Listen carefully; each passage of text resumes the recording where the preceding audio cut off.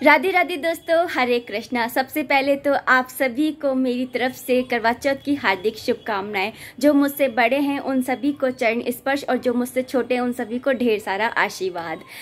आज है करवा चौथ। तो करवा चौथ पे आपको चंद्रमा को अर्घ देते समय किन बातों का ध्यान रखना है वही मैं आज की वीडियो में आप लोगों के साथ में बताने वाली हूँ। सबसे पहले तो आपको इस बात का ध्यान रखना है कि जब भी आप चंद्रमा को अर्घ देते हैं तो आपको स्टील के लोटे से जल अर्पित नहीं करना है। आपको मिट्टी का एक करवा आता है, जैसे रामजारा होता है ना गंगा सागर, उसके ऊपर एक नोक निकली रहती है, ऐसे ही एक नाल वाला मतलब एक नोक जैसा निकला रहता है, उस वाले जो है उससे आपको अर्घ देना होता है पहली चीज तो। और अगर आपको वो नहीं मिलता है, आप ऐसी जगह पे रहते हैं, फॉरेन कंट्रीज में रहते हैं, तो उस सिचुएशन में आप जो है पीतल का या चांदी का तो सबसे बेस्ट है। अगर आप इन लोटों का ना यूज में लेते हैं तो ये बहुत ही शुभ है, लेकिन आप स्टील के लोटे को अवॉइड करने की कोशिश कीजिए।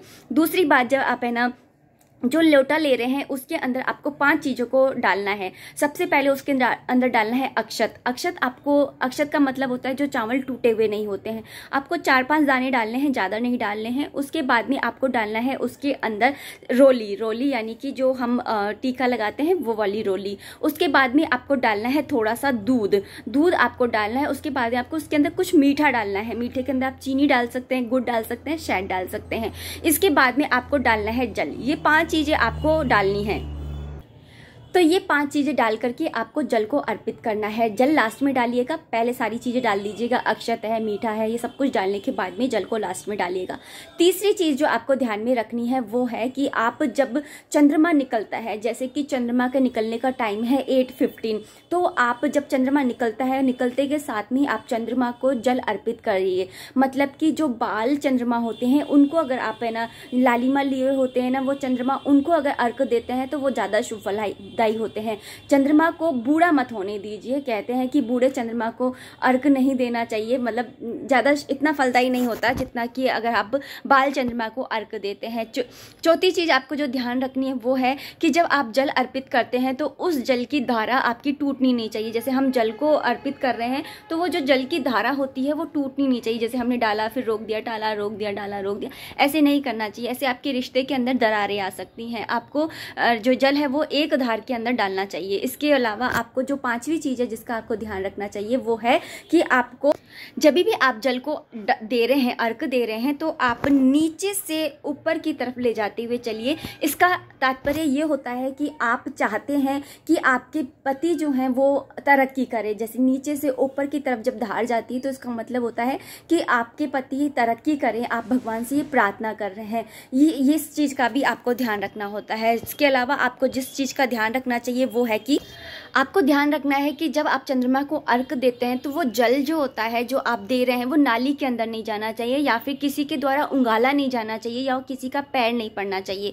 वो जल ऐसी जगह पे डालिए, या तो आप अपने सामने कोई पात्र रख लीजिए, जैसे कोई भगोना वगैरह या कोई गमला वगैरह रख लीजिए, फिर उसके अंदर आप पानी को डालिए। पानी को डालते समय थोड़े बहुत छींटे आपको लगेंगे तो ये कोई वो नहीं है, ये एक तरह का भगवान का आशीर्वाद ही होता है। बस आपका जो पैर है वो पानी के ऊपर नहीं पड़ना चाहिए। इस बात का आपको ध्यान रखना होगा।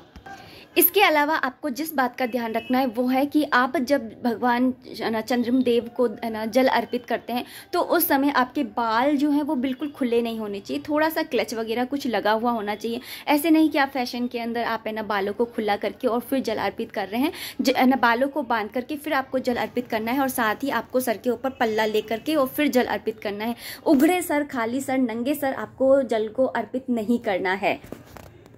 इसके अलावा आपको आधा अधूरा चांद जो होता है वो नहीं देखना है, क्योंकि आधा अधूरा कथा में भी कहा गया है कि जब है ना वो चांद देखती है तो उनके भाई है ना पेड़ की आड़ से अग्नि जला देते हैं और फिर वो उसको चांद समझ के खाना खा लेती है। तो जो पेड़ की आड़ से जो चांद दिखाई देता है वो आपको नहीं देखना है। जो फुल चांद आपको दिखाई देता है, मतलब कि कोई सामने कुछ चीज इड़ नहीं रही हो, वो उस चांद को आपके दर्शन करने होते हैं। जिस करवे से आप चंद्रमा को अर्घ दे रहे हैं, क्या उस करवे को हम अगले साल के लिए उठा करके रख सकते हैं? क्या उसी से हम नेक्स्ट ईयर दे सकते हैं? जी दोस्तों, आप दे सकते हो, बस इतना सा ध्यान रखिएगा कि वो खंडित ना हो। अगर वो खंडित हो गया है तो फिर आप उसका यूज नहीं करेंगे, लेकिन अगर वो खंडित नहीं हुआ तो आप उसका यूज कर सकते हैं। तो ये कुछ बातें हैं जिन्हें आप चंद्र दर्शन करते समय, अर्घ देते समय, चंद्रमा को जल अर्पित करते समय, चंद्रदेव की पूजा करते समय आपको ध्यान में रखनी है। अगर आप इन बातों का ध्यान रखते हैं तो भगवान चंद्रदेव आपसे सदैव प्रसन्न रहते हैं। राधे राधे, हरे कृष्णा, हैप्पी करवा चौथ।